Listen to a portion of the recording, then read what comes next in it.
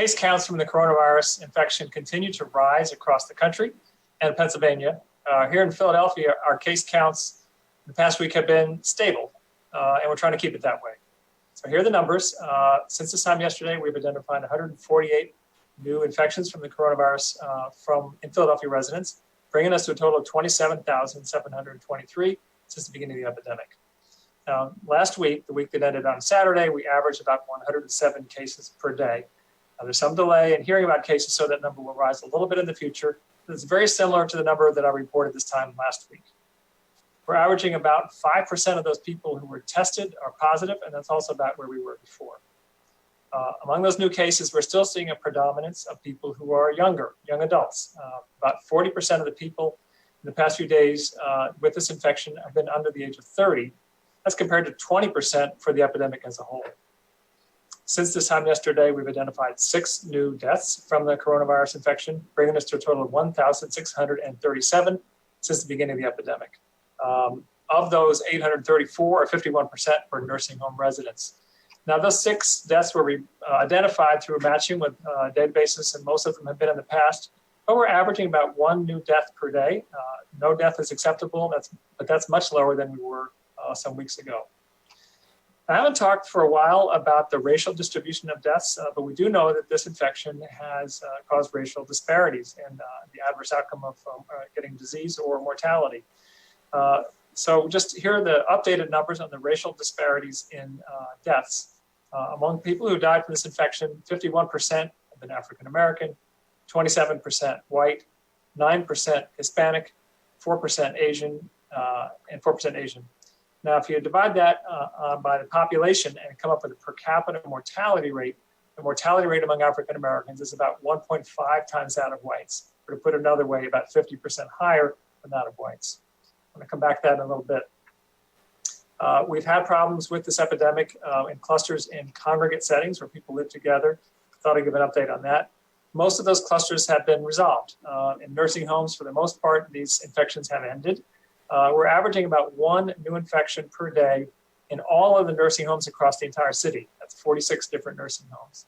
And mostly those infections are identified through screening of asymptomatic residents.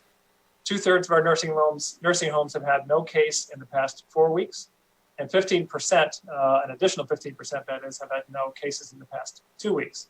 So the nursing homes right now are looking very quiet, and that's a good thing. In the city's jail, we had clusters in the past, and we went weeks without any symptomatic cases.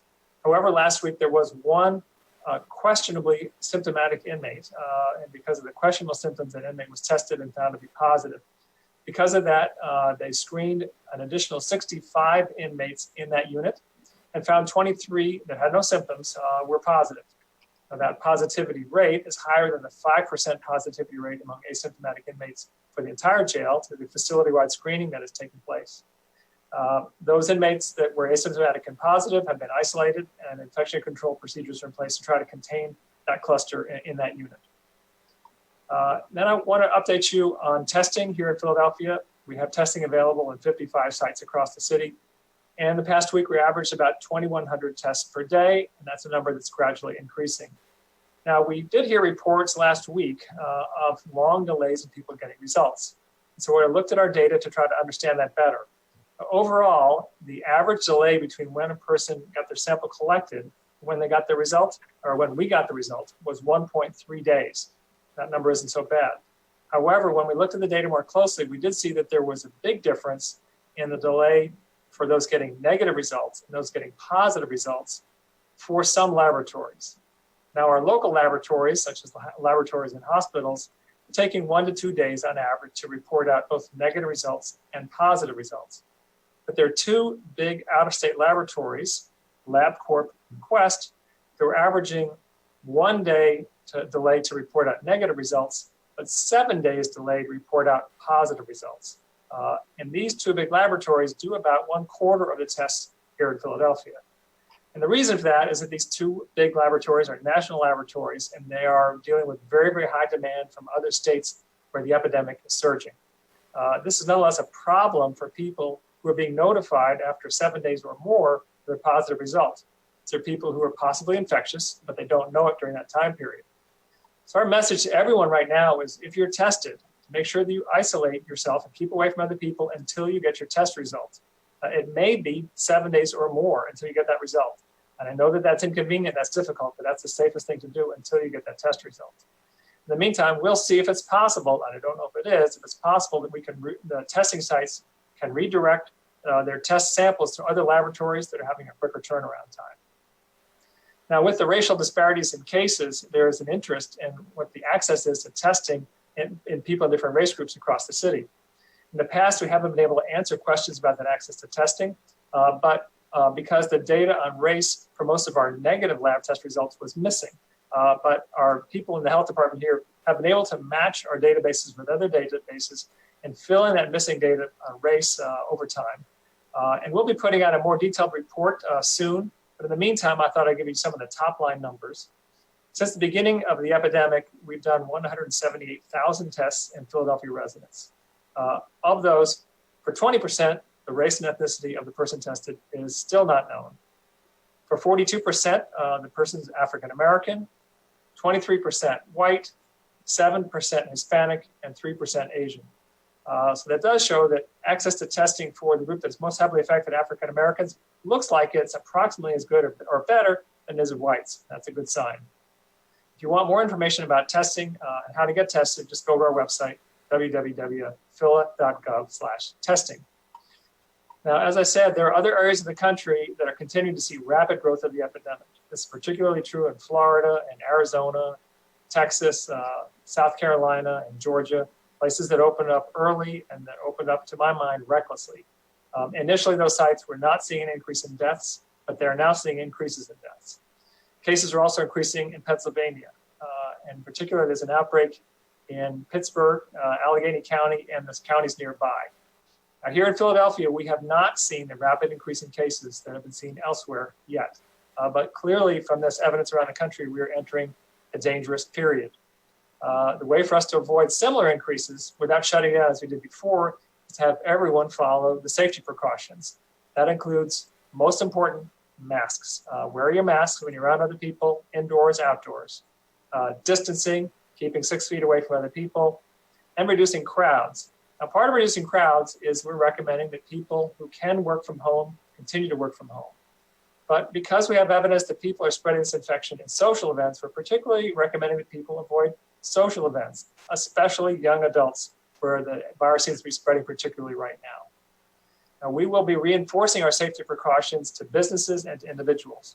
The businesses, we're having staff from the health department and volunteers go door to door to retail stores and give them flyers that describe all the safety precautions and posters that tell people that masks are required in multiple languages.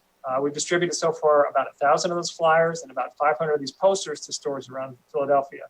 And we'll continue to do that indefinitely. To individuals, we have our media campaign on masks that we launched last week. The image you see over my left shoulder is from that. Everybody needs to look for that. It should be on buses and other sites outdoors. It'll be on social media. It'll be in community newspapers, and we'll be have messages on the radio. The key message to everyone is to avoid a major shutdown. We need everyone to use masks when they're around others. Thanks a lot. For more information, go to www.phila.gov/COVID. How will this move with not having these large events over 50 people? How will it affect the city's ability to continue in its modified green phase? Might it make it so that we don't have a spike and we don't have to necessarily roll back into a yellow phase? That's our hope, but I'll let Dr. Farley I think that the bigger lesson right now is that we're going to have to live with this virus for a long time. It's not just going to go away. I think the states that opened up early somehow thought it was magically going to go away.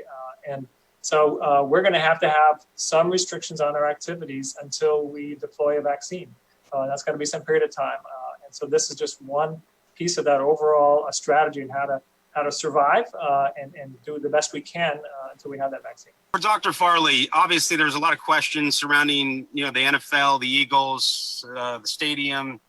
At any point in your mind as, the health commissioner, what are your thoughts on football being played, at the Linc And what would your recommendation there be? So we have seen protocols for all the major sports leagues, and all of their protocols look pretty good. I do think that games can be played with the kind of safety precautions that they're proposing. I do not think that they can have spectators at those games. There's no way for them to be safe to have a big crowd there.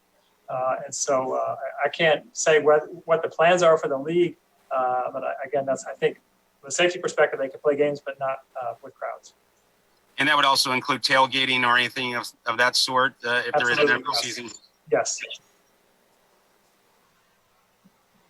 Yes, this question is either for Dr. Farley or the mayor. How did you guys get to the 6-month mark? What was the thinking to get into canceling all large events for that period of time? Doctor.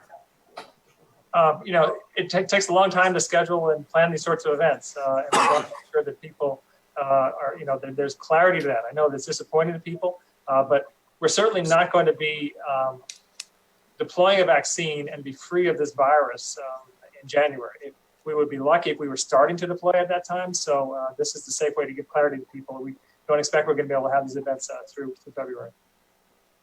And I know you said before that you were hopeful that a vaccine could be deployed early in the year. And I know you said it would take time to do that. Are you still hopeful that it's possible that a vaccine would be rolled out beginning early in the year? Well, I said I think that the vaccine will be deployed sometime in 2021. I hope it's earlier in 2021, not later in 2021. But I think it would be very unlikely that we're going to be putting a vaccine out in January. I think it's more likely going to be sometime during the year.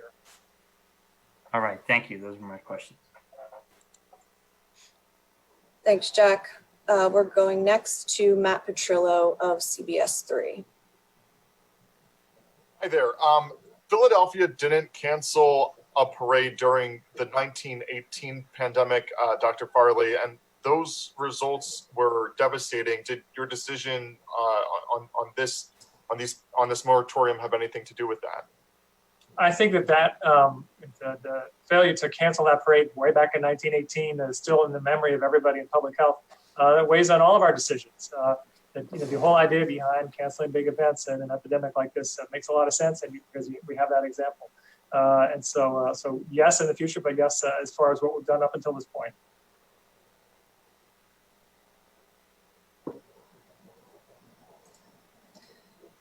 Matt, did you have any further questions? Yeah. Sorry, it wasn't letting me unmute. It's COVID related, just about trash backups. If this question's okay, we're just wondering what's leading to all these backups and how the department, if they're planning to better handle this, how they're doing that. Sure. The delays in sanitation are still directly related to attendance. As we moved to full collection and weekly collection of recycling last week, we were also hit with some significant storms that put us back on our heels a little bit. Sanitation, our streets department is certainly working to address those issues proactively and hope that this week's step of going on a holiday schedule should allow them to catch up and that we'll be back to normal next week. At least that's the hope. All right, thank you. All good. Thank you. Is there a reason why the positive results take longer than the negative results in general for the COVID testing for the labs to come back? No, we figured this out this morning, and so we'll have to talk to the laboratories. I can only guess that they do some sort of screening test first, and if it's clearly negative, then they feel comfortable saying it's negative. If it doesn't pass that screening test, then they need to do additional tests to prove that it's positive, and there's a bottleneck at those additional tests. And just one additional question about the isolation at the prison system. Are the 65 inmates who have now been isolated, have they been given private rooms, or are they still cohabitating in the same cells? We'll have to get back to you on their exact procedures. Okay, that's all for COVID. Thank you. Is there a possibility or any consideration to not sending kids, particularly as we see surges in that particular population, not back to school? And is there a secondary plan if cases increase amongst young people for them not going to school in September? School district is planning to open. parents have the option to not send their children to school, and my understanding, you'll have to talk to them, but they can learn online if they have that concern. We certainly hope that the case rates go down from here. If we were to get a big surge, there's some possibility that we would have a broader shutdown across the city, and we might shut down the entire school system. But that depends entirely on what happens to the epidemic.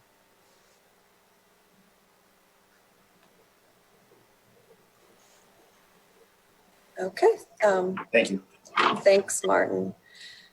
And that concludes our briefing for today. We will have our next COVID-19 briefing on Thursday at 1 o'clock. Thank you.